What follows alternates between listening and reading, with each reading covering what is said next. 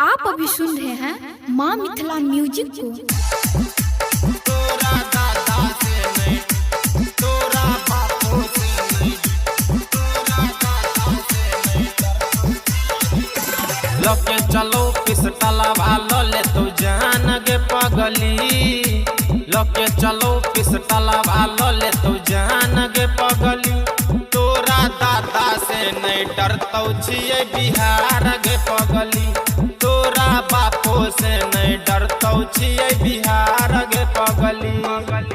लके चलो सिकसरा वालो ले तू जान गे पगली। लके चलो पिसटला वालो ले तू जान गे पगली। तोरा बापो से नहीं डरतौ छियै बिहार गे पगली। तोरा दादा से नहीं डरतौ छियै बिहार गे पगली। आप अभी सुन रहे हैं माँ मिथिला म्यूजिक को। तोरा दादा से नहीं डरतौ छियै बिहार गे पगली। ये चीज बेकार है क्या?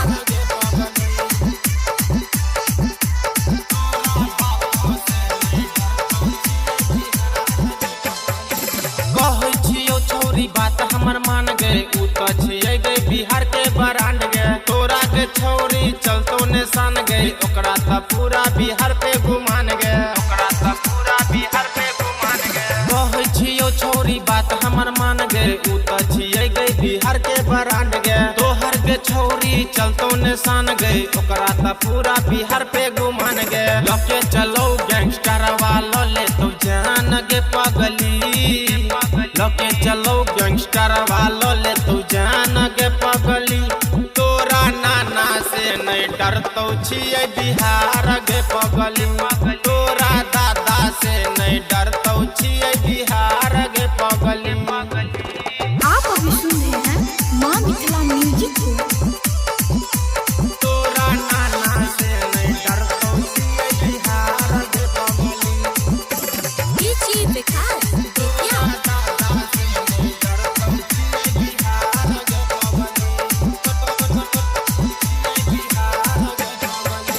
छोटे छोटे छौरा छे पूरा रंगदार गे।